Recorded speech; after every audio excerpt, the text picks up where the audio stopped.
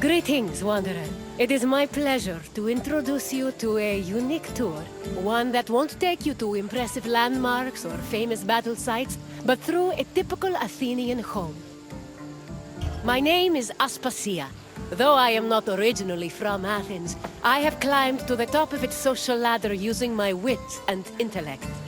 I've even earned the love of Pericles, one of the most powerful men in the city. The mind truly is a beautiful thing. If Olympus is Zeus's sanctuary, then my house is my own. It is a place where I can shelter myself from the noise and stress of city life. For an outgoing people like the Greeks, the house was a refuge of privacy. Inside, they could escape from the constant demands of civic life to enjoy the simple pleasures of family life. Look for me when you are done, and we can discuss the things you've seen. Farewell for now.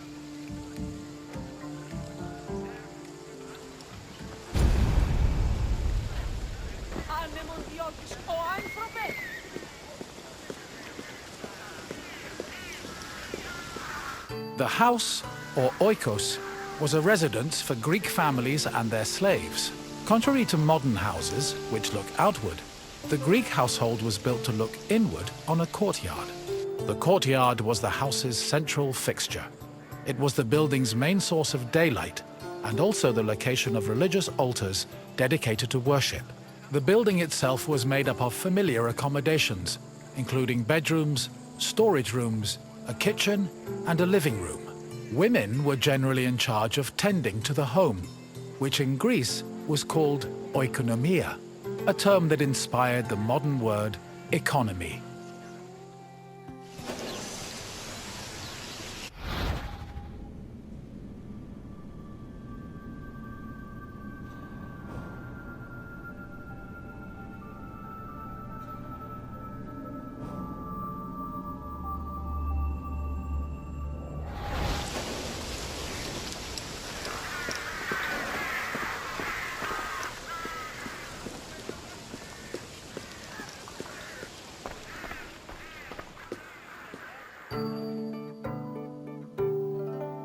A pasta was a corridor that connected a house's courtyard to its residential section. Archaeological evidence from the city of Olynthos reveals that pastas were added to Greek home design in the 5th century BCE.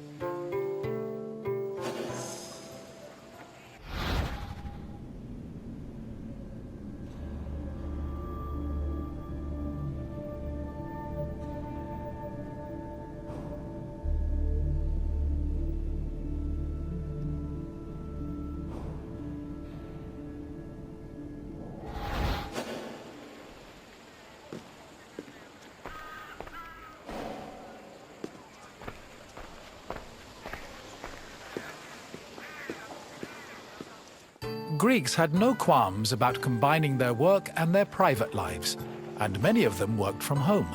Artisans like blacksmiths, sculptors, and potters often had workshops in their houses. Some even operated small stores to sell their work. Similarly, doctors were known to treat patients in special offices located in their homes.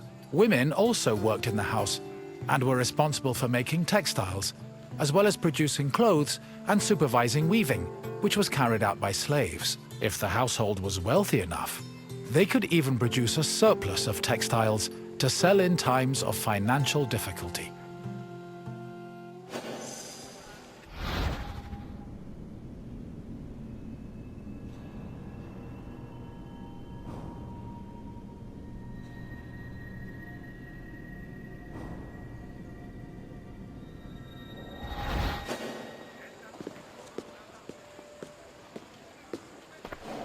The inner courtyard was the nexus of the house. Functionally, it allowed air to circulate and also provided access to most of the rooms. It also sometimes housed a well or a cistern that collected rainwater. In the center of the courtyard was an altar to Zeus Hercules, who served as the protector of the household. Women would often use the space to sew and cook, while children used it as a play area. Furthermore, if the family had pets or animals, the courtyard was where they were allowed to run free.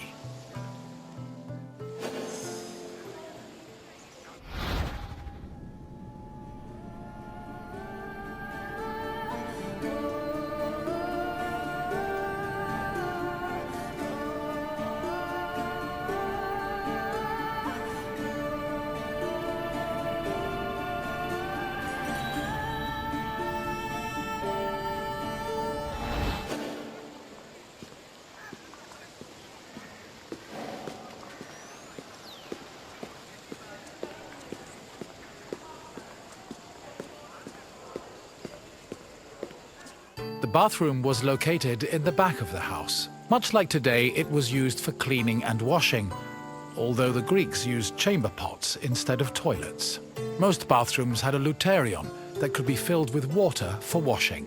Mirrors, razors, strigils, and sponges could also be found in the bathroom, along with small vases called arebaloi, which were usually filled with perfume or oil.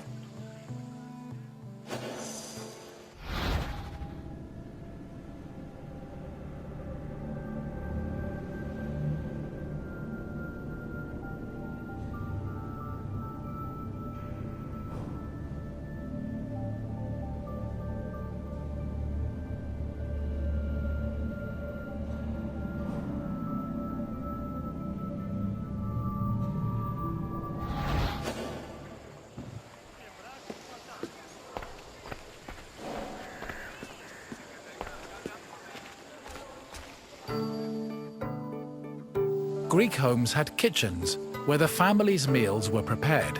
The Greeks did not often eat meat, except during special occasions like banquets or after sacrifices. They had mainly a grain-based diet, eating staples such as bread, porridge, or a barley cake called maza. They also occasionally ate poultry, fish, and other seafood, as well as fruits, vegetables, goat milk and cheese, and olive oil. Food was cooked on a tripod, or sometimes in a klibanos, which was a sort of mobile oven. Other cooking implements included braziers, mortars and pestles, a spit to hold food over a fire, platters, and frying pans. The family also used the kitchen to store food in containers called pithoi.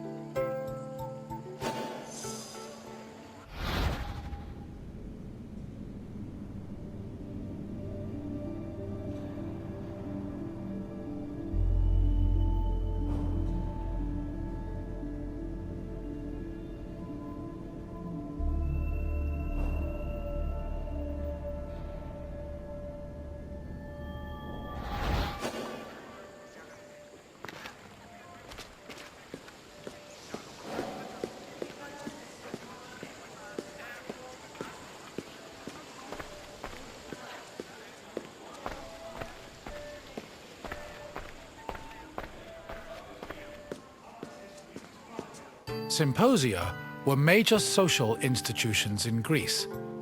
They were drinking parties held exclusively for men. The party took place in the men's section of the house, the andron, where residents and guests reclined on special couches called klinai.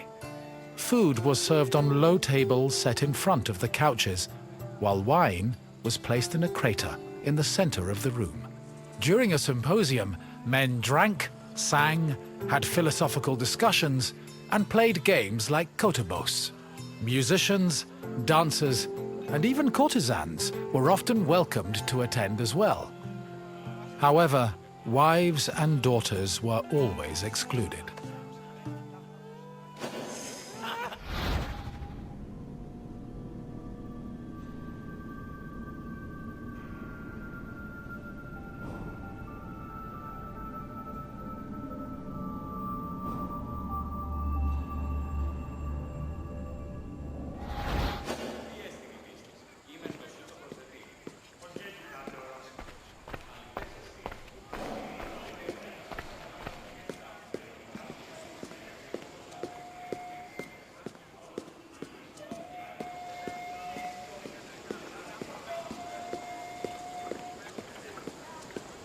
The Pyrgos, or upper stories, was the women's quarter of the house, where they could pursue their activities and observe the city without being seen themselves. The rooftops were also used in a special rite called the Adonia, a private celebration held in honor of Adonis, which was reserved for women. At the beginning of spring, women filled terracotta pots with soil and lettuce seeds, then climbed a ladder to place the pots on the rooftop. These pots served as the women's very own Gardens of Adonis.